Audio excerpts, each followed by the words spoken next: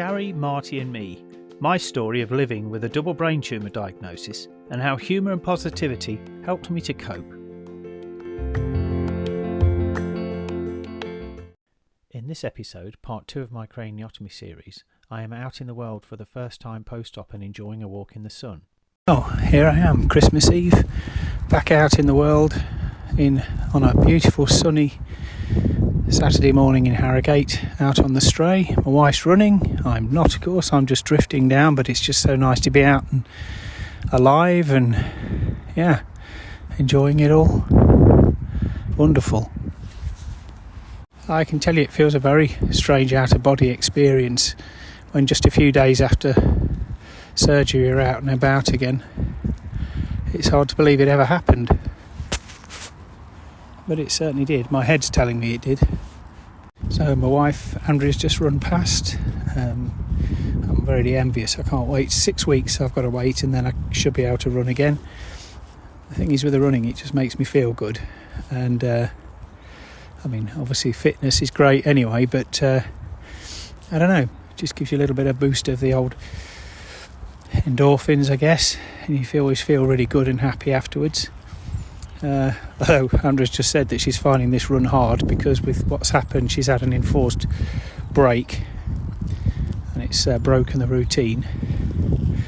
So I think I've decided to head back to Brew Bar 45, which is near her finish line, and grab myself a coffee, I think.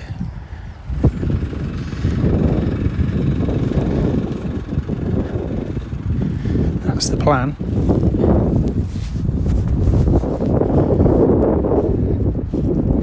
I can see my wife waiting at the corner.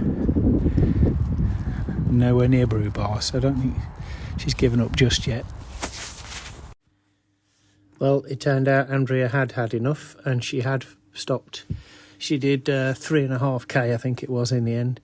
But she said it's not the same when we're not running together, but so we've got another 5 weeks at least before that's going to happen again. So we didn't end up at Brew Bar, but if you do find yourself near Harrogate Hospital, I can highly recommend Brew Bar down near the Co-op on St Winifred's Road. Excellent place, excellent coffees, amazing cakes. Not good for watching the weight though when you're not able to exercise like me at the moment, but blooming good for the soul. So as it happened, I didn't get my coffee. I decided that I was craving a sausage batch or bap or cob, or depending where you are in the country.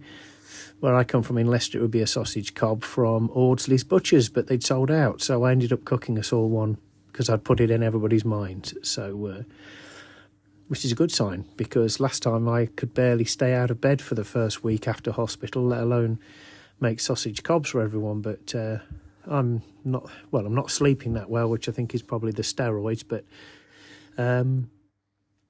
I'm up and about, out walking, and even able to do a little bit of cooking. So that's much better than we anticipated after the last time. So yeah, it was great to be out today. Beautiful day in a beautiful town, and it's made Tuesday seem like a bit of a distant memory already. So I'm happy about that. So I've just got to focus on being patient now, because I really was envious that not being able to run today, because it does make me feel good. So anyway, far too early for that kind of thing.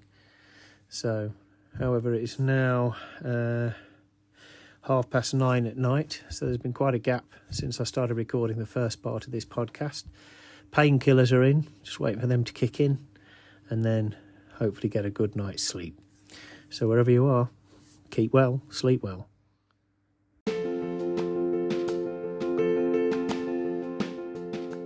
By the way, like me, over 12,000 people each year in the UK and an estimated 300,000 worldwide suddenly discover that they have a brain tumour, and from the moment that they receive that news, their lives will never be the same again. This podcast has been created to try and raise funds for the Brain Tumour charity, who've been a big support to my family and I. As well as offering support to individuals and families, they fund life-saving research in the hope of ending the harm done by brain tumours.